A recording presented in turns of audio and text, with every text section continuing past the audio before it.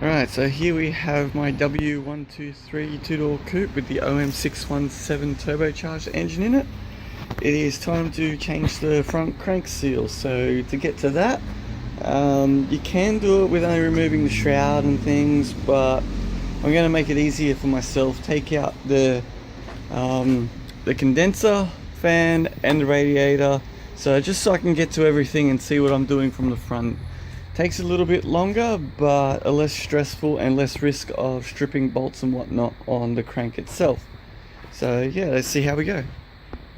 So I've gone to drain the radiator, and under here there's a bolt with a seal and everything to take out the plug to drain the radiator, but since the car's 30 plus years old and it's a plastic one, the head of it just snapped off. It's completely sealed still, but looks like I'm going to have to take off the lower radiator hose, which is this one here, to drain all the liquid out of the radiator. Alright, let's go do with that. Alright, so what I've done so far is I've drained the radiator through the lower radiator hose, removed the top radiator hose, disconnected the fan shroud, and disconnected the clips holding the radiator at the top. Now it's time to disconnect the oil cooler, so that way I should be able to pull the radiator straight out and then move on forward to the air conditioning side of the front. After that, it's time for the belts. So yeah, the reason why you disconnect the fan shroud and push it back is because when you try and lift the radiator out while it's connected, it won't come out. So you disconnect the two clips that are at the top and it should be free, and then you move it forward and then out once the radiator is gone first. Alright, so now we've got quite a bit more access. Unfortunately, this doesn't come off unless I undo these, and that'll be problematic because of all the belts still on the system, with this one specifically in the way. So what you do is you loosen the power steering so it twists just a tiny bit. The alternator down here has an adjustment screw. Put that one just in front of my finger there, you can kind of see. And then yeah, then I've got to do the one for the air conditioning, which is down there, and I should have all the belts off. So yeah, let's see how we go. So after lifting the bolts at the back of this one and getting this loose, I've taken the power steering belt off, and now I've taken the air filter setup off to get behind there nice and easy. You loosen this bolt here on the back of the holding plate for the alternator, and that enables you to turn this one either in or out, which moves the position of the alternator, so that way the belts become loose and you're able to remove them. So yeah, anyways, yeah, see you in a moment for the next step. Hi again.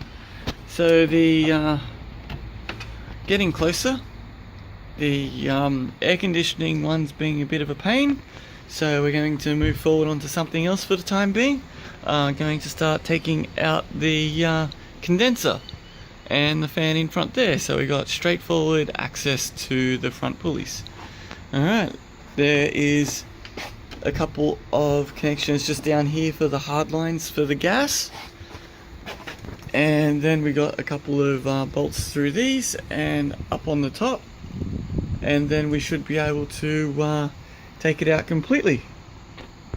Alright, so here we have a deep 6mm Allen key, and what I've done is I've put a large socket in this slot here, so that way the pulley can't turn when I try and turn this. There are 6 bolts in here that are Allen keyed that we need to take out, so that way we can get this pulley off and the belt will come off, because the AC compressor is not playing ball, so we'll have to do it the other way. This is not playing ball at the moment, so we're just going to try and see what we can do without taking out the condenser.